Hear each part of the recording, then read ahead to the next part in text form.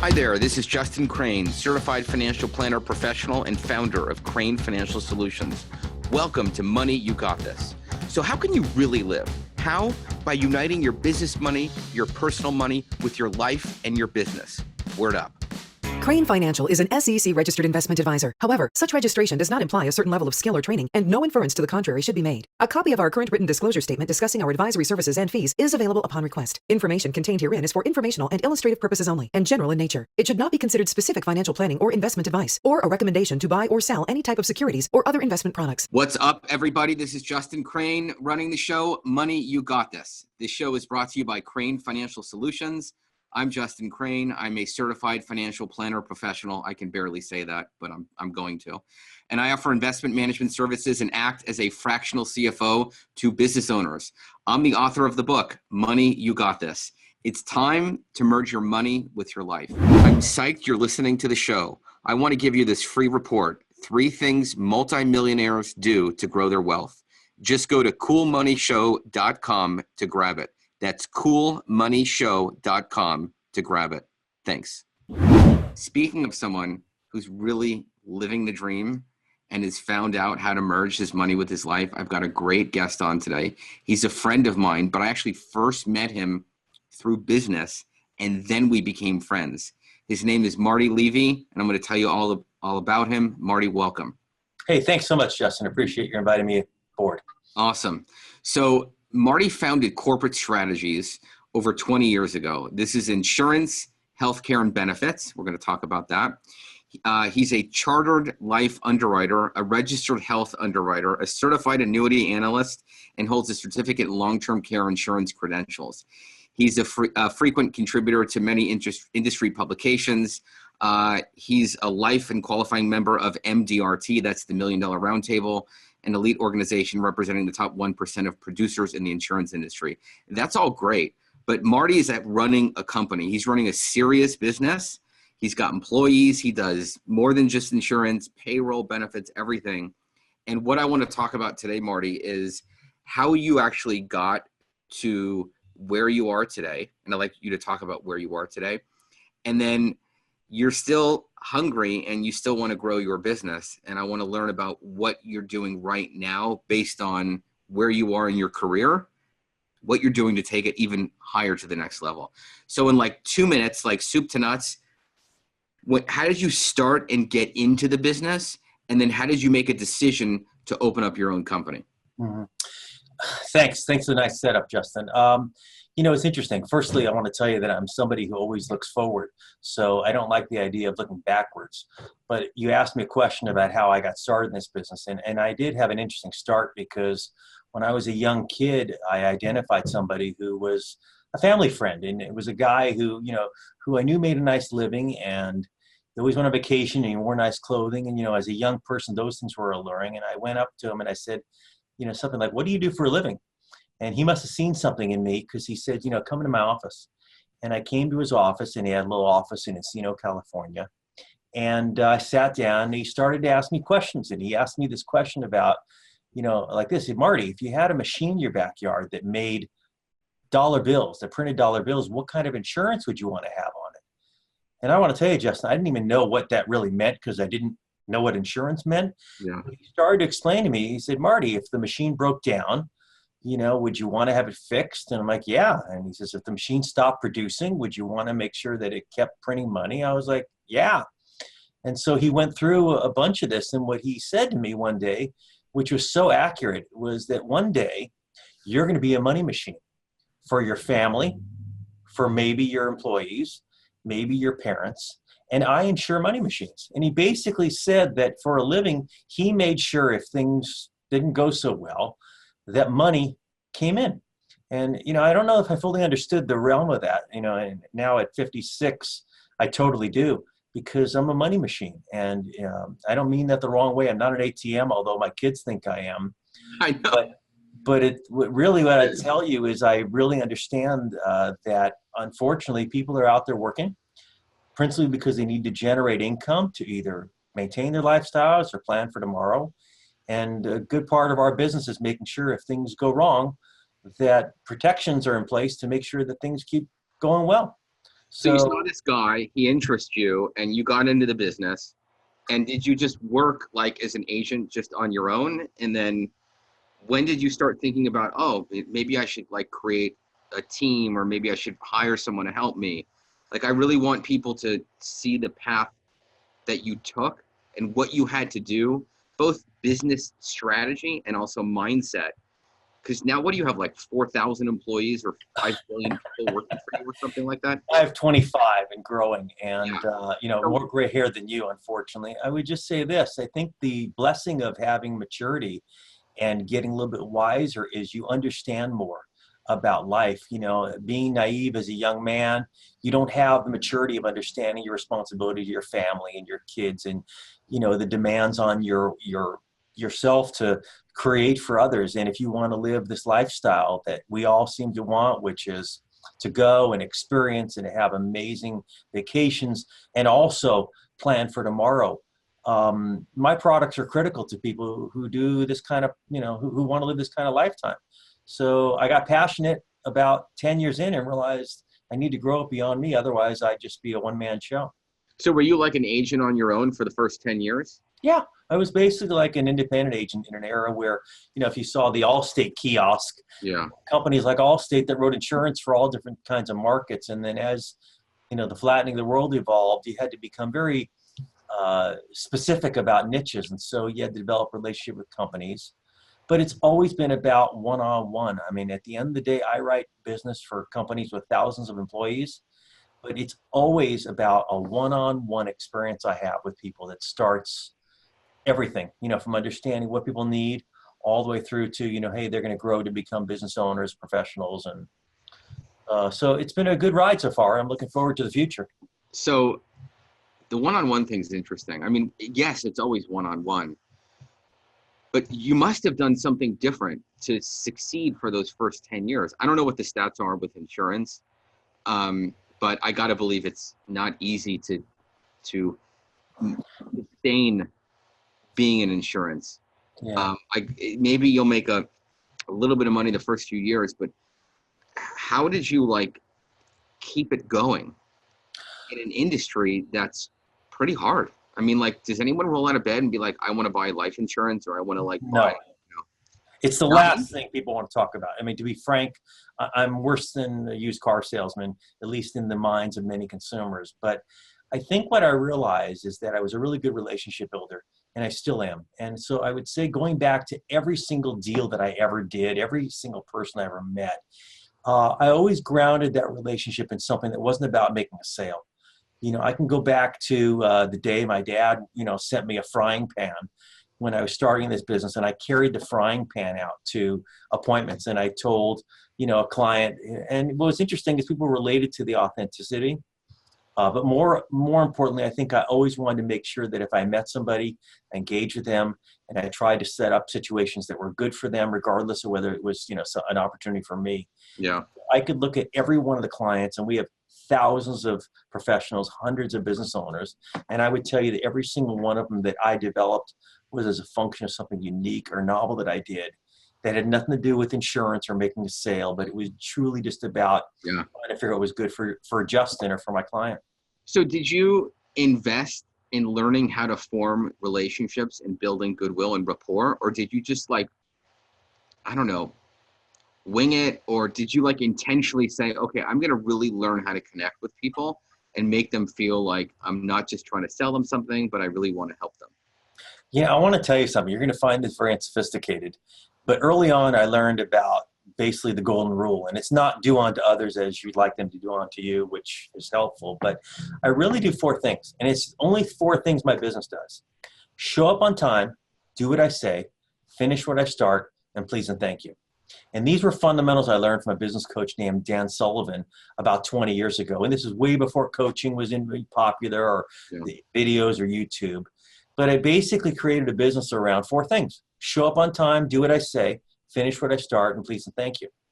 And I know those are simple, but I go out to every employee and every person that we talk to and do business with, and I say, look, it's very simple. Showing up on time just means that you respect their time, and you demonstrate that by respecting and being there 5 minutes early. I think that's a simple tenement. I think that that's lost in a world of traffic today. Do what we say. That's pretty Yeah. simple too. I mean, the follow through on, how many people say they're going to do some and don't do it, Yeah. No, Um, I think that's awesome. What would you what would you tell yourself? Like, let's say you were in your mid 40s and you were getting into the business in your 20s, having now knowing what you've been through, what mhm. would you tell yourself 20 years earlier? Well, the greatest lesson I think I take to myself and also to people is I'm always, I don't know if it's a scarcity mentality or fear, but I'm always planning for tomorrow. I'm probably the most voracious saver of anybody that I know. And part of it is because I see people don't accumulate any kind of real wealth because they don't have the discipline to do it and they don't create environments to do it automatically. And so I would tell you that I don't have a lot of regrets as I look backwards and say, what didn't I do? I'm Hmm. more proud of the things that I did. And I think putting aside planning for the future, planning for the what ifs in life, I think somehow as I get older and realize I was probably meant to be in this business because not that I'm risk averse, but I'm a planner and I'm a guy who wants to make sure that I'm going to live an amazing life today, but also that if something happens tomorrow or I can't work or for some reason there's something changes that I have financial security. And I think that's what everybody really wants. That's how you sleep well. So do you think one of the smartest money moves you made was saving early?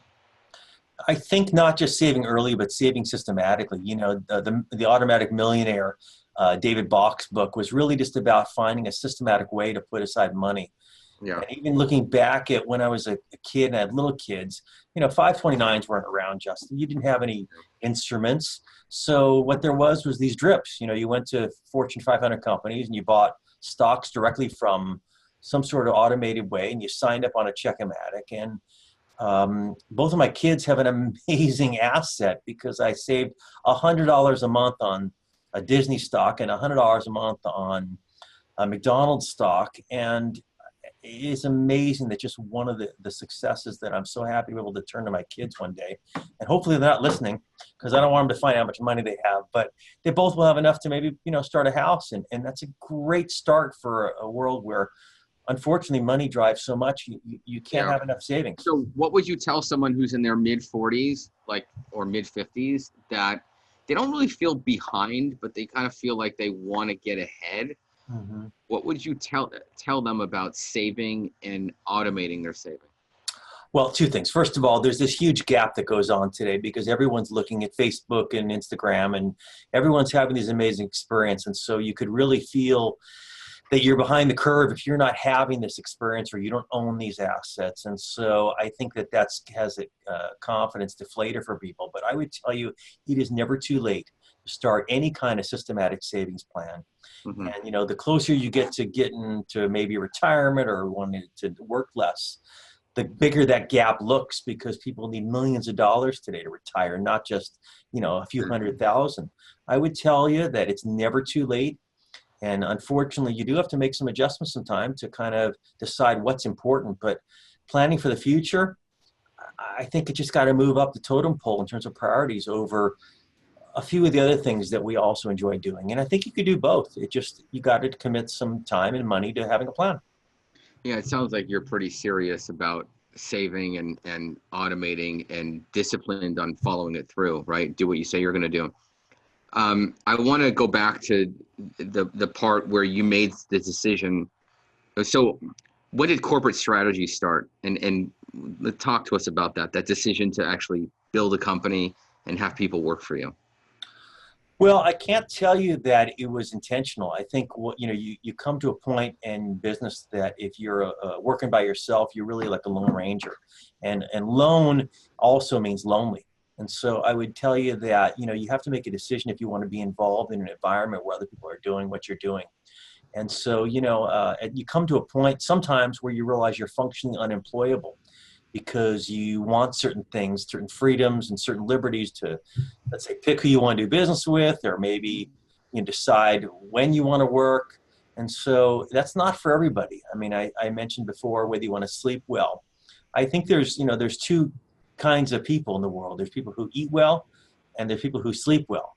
And it's very seldom for a business owner, professional, that you do both. And I would tell you that, you don't sleep very well if you're a business owner, because there's a million things on your mind. Cash flow, am I going to continue to do it? Is the sky falling? All the perils and dangers that that can undermine you. But I'd say that running a business, even in the state of California, if you can figure out a niche, figure out a unique proposition, if you can create amazing value for people, if it can be about them, if you can, do some of the fundamentals that you need to be successful, I think being an entrepreneur is the only thing to do. So when you started your business, you had to maybe hire your first employee, your second, your third. Were you freaking out about, oh my God, I'm now putting people on payroll, I'm responsible for them? And if you were, how did you deal with it? Well, look, the beauty of my business is I didn't have to go out and buy inventory and lease, all sorts of factories and buy equipment. Many people buy a franchise and they invest money, and, they have to put up capital and have loans. In our business, it was really mostly about people and about space. Yeah. So, I think the biggest thing I learned was that if you're going to do it, it is a huge responsibility. You got to go into your pocket.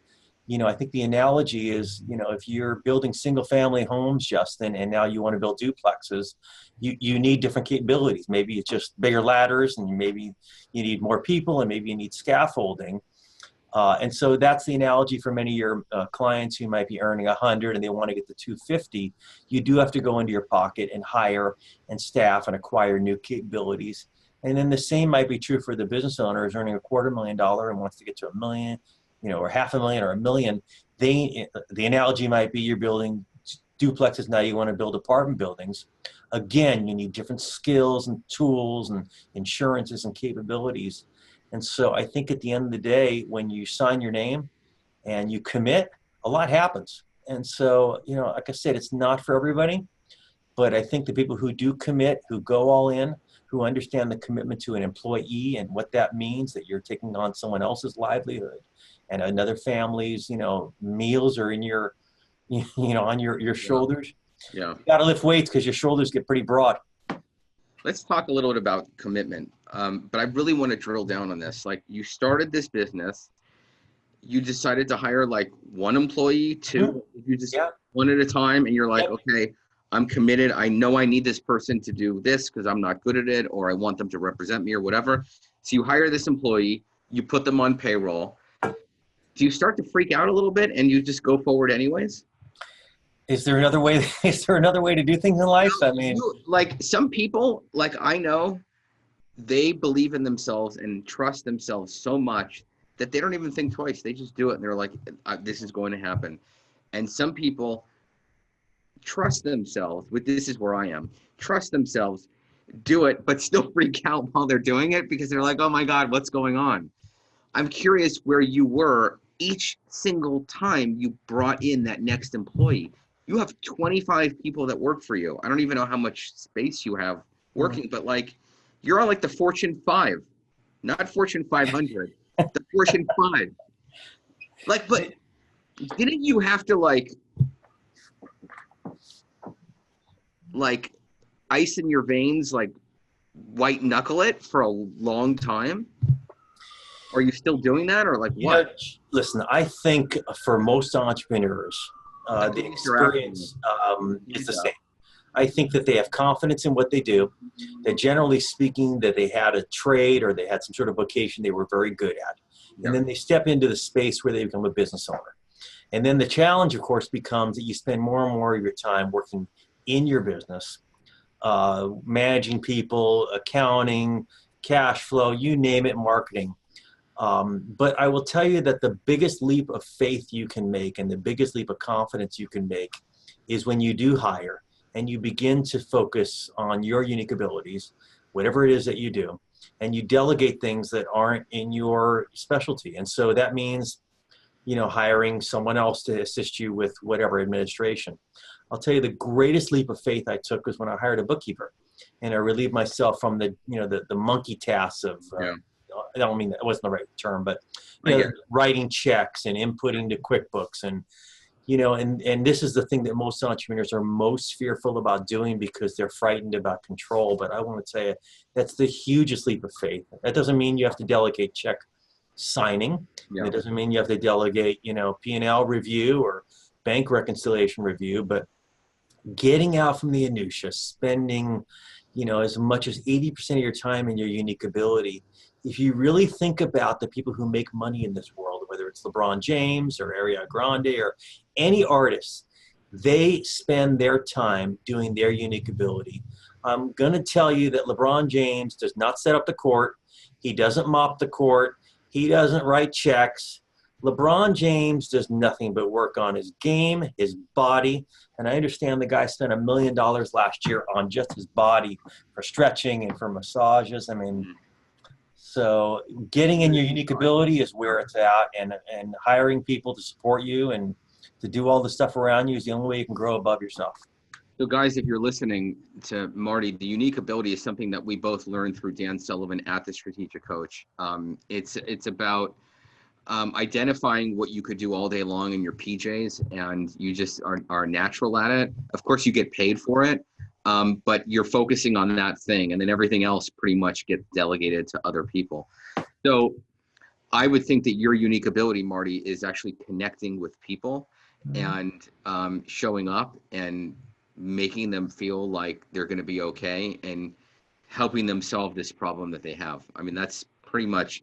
So let's pivot off of that, because if your unique ability is that, and now all of a sudden you've got 25 employees, how are you dealing with things like employee morale or the work-life balance for your employees, or staff?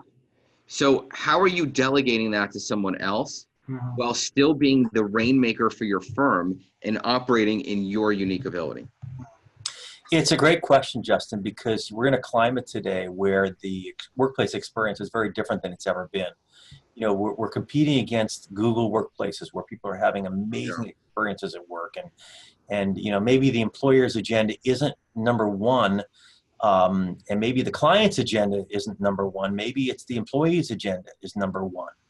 And so I don't know how we balance all those, but I can tell you that it's critically important today to make sure your employees are having a great experience doing something that they feel purposeful, that they're getting accolades, that they're getting, a sense of achievement, that they're not walking away from their job overwhelmed or feeling debilitated. So we're doing a lot of stuff. We'll get out each quarter and have an experience where we take our staff and we'll go to Color Me Mine, or we'll go to the park, or, we'll do something amazing. We're bringing in lunches all the time. We're having, Friday fun. I hope you don't misconstrue. Our clients have to come first. But the answer to your question is, I think it's critical in order to run a business today, you have to be able to make sure that your employees are engaged, getting paid not just fairly, but better than fairly, getting the benefits, of course, which is what we do for a living, and having an amazing experience. And I think if you do that, your clients will also get the impression. And by the way, we're actually selling that for a living, because when we go to employers' offices, we're building benefit packages, and they want to see things besides just health insurance and dental. I think today, you have to build a customized benefits package based on the clientele. And so the millennials want programs, and the adults want programs. But getting back to this thing, your unique ability, who are you taking that on in terms of all the employee development and staff and all of that? Or do you hire someone who's the, COO or HR, or someone that's really focusing on employee stuff? Or are you doing that as well? A little bit of both. I think at the end of the day, I set the tone by making sure that, you're connecting with your employees every day. Yeah. But we do have an office manager, and we do have a person who's charged with, visionary kind of things here and culture. Yeah. So, when we do assign somebody who's responsible for orchestrating employee engagement, it may start with the simplest things of, when an employee comes aboard, welcome packages and sweatshirts and all that. But the answer is it's a collaborative effort. And I think any business owner who's removing himself from that process is really making a mistake by not being engaged with their people, because I think it's all said and done. It's about people. We're not machines. Yeah. We're out there selling products that rely on us having one-on-one communication with people. Have you written a book yet? I haven't, but I'm Oh, interested. man. All right, you're live on this show. You have to write a book. I mean, like, you should basically have some VA go type up notes word by word on everything that you've said, and use that as the raw material for a book, because I think a lot of the things that you're talking about are like sagely wisdom, great advice. I mean, you've given me great advice always, and I think you've got something there. Mhm. But I want to keep going with you. I want to talk. So I'm a numbers guy. I want to talk about numbers in business, and I'm curious what you do tracking KPIs, key performance indicators in your business. Do you track any? Um, do you do it? Do you have someone else do it? What are some of those numbers, and how do you stay on top of it? Mhm. Well, I mean, an interesting business, Justin, because in our particular business, we earn incomes from lots of things. I would call us, if we were a baseball analogy, I would say that we're sluggers, Mm, because we don't care whether we hit singles, doubles, triples, or home runs. In a weird way, our business, tiniest things turn into the biggest things. And I would tell you that the greatest success I have is clients that are with us 20 years or longer. I mean, one of our largest clients has 550 to 600 employees, and we've had that account for 26 years or so. And so I would tell you that back in the day, they had a dozen employees. And I mm, probably have a dozen clients who we insure and provide payroll, technology, benefits to, that all started out as something small.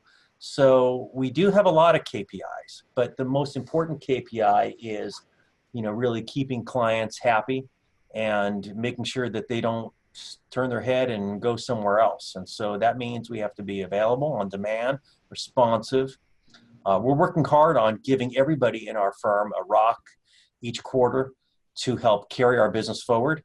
And then we have both 1 year, 3 year, and 5 year goals about where this business is headed. And so we have a lot of measurables. And I want to tell you that I most interested in the measurable of revenues and profitability. mm-hmm. And but I never ever ever talk to my employees about money. And they understand our business is growing, but when we talk about client, there's no client we ever say how much money we make or don't make, because Sure. never about that. If Yeah. you refer me a firm that has 5 employees, we're going to put as much manpower and time into that as a firm that might have 50. And let me tell you that we have hundreds of both. And they shouldn't be distinguished by how much money they generate to our business, So, because sorry, keep going. I just want to have the clients turn back to us and say good things about us and refer us. So, And do you have systems to stay in touch with the clients? You said you send them something every quarter, or you touch them every quarter. yeah, of course, we're trying to make sure we're in touch with our clients. Depending on their size, they might get reached out to more frequently than not. But the nature of our business, at least on the benefit side, is we're always constantly engaged, because things are coming and going. People are quitting and terminating and adding, and you almost can't have the products that we sell without somebody sharp like us. So in some weird way, if you wind up engaged with us, you're going to interact with us. On the individual professional product side, yeah, we reach out to people pretty regularly. A lot of it's organic. I mean, not everybody wants to stop and buy life insurance, and when they do, maybe that gets parked for a few years, and then maybe there's a window that something happens that they want to revisit it. And so we try and do a good job of keeping in touch with people. Mm-hmm. I think one of the dangers is people are getting overwhelmed by everything today. So I don't want to be one of those organizations that is constantly sending out, blurbs and blogs and pieces. And yet, if you don't speak, people don't think you don't have something to say. So I think there's a balance there between speaking and not speaking. Can you talk? I see this all of the time, and it has to do with going after big fish and big projects and big things, and keeping the lights on and still doing the smaller kind of ticket business, the smaller sales that can kind of keep your company afloat while you're trying to go after big stuff, no matter what business anyone's in, whether they're making phones or drinking Pellegrinos or whatever, you know, or a service-based business, you can go after big stuff, but you also need to get paid on some little stuff so that you can keep, you know, the lights on, so to speak. I'm curious how you managed that and how you're doing it now. Like, how are you dealing with both big opportunities, big clients, smaller opportunities, smaller clients? And do you think people should do both or just focus on one? Well, two good questions there. I mean, I would tell you that we're an organization that is unique because we're able to adapt to both. I mean, I think I recognize all along that the small things, the details, where life successes really are. Everyone does the big stuff, but it's the smallest little detail that I think makes or breaks relationships and makes or breaks accounts. So we're a business that's kind of uniquely set up to do both. I would tell you that it's hard to have an organization that caters to a small client, and then also an organization that caters to big client. So we do have teams in our organization that work, let's say, big accounts, small accounts, and we do have professionals in our organization that focus on different size markets. But you're right. I mean, I think that in business, you don't always get the grand slam home run. I think a lot of times you get approached and you get the single or the double, and the question is, you know, it takes as much time for you to hit the ball, you know, to the single as it does for you to hit the ball that's a grand slam. And so I think the danger people could be in is if they have the kind of cash flow that supports looking only for big fish and for grand slams, then I tell you to go for it. And I tell you that there's a unique market out there for people to hit home runs. And I tell you that there's a market out there for longevity and durable, and people who are willing to stick around and provide unique service and help companies and help professionals. And that's the rarest thing in the world today, Justin, is someone willing to spend time with you. I mean, and even rarer is someone who's thinking about you when they're not in front of you. Yeah. And so I think the thing that's novel about us is that we'll make sure we reach out to Justin, our client, about something that has nothing to do with the products or services that we provide, and just try and figure out there's an opportunity to help further whatever his agenda is. I think that's novel. That's something I learned by some guys that coach me, is really find out what people, whether it's your client or your referral sources, are interested in, and help them with that. Because like, if you can help them do that, they're going to know you're in their corner. I was actually going to ask you about how you cultivate your referral sources and in front of them and all that. But like, I've seen you do it. I've experienced it. And I think I just want everyone to know that, like, look, Marty's 56, he's successful, but he's still doing it because he still wants to grow.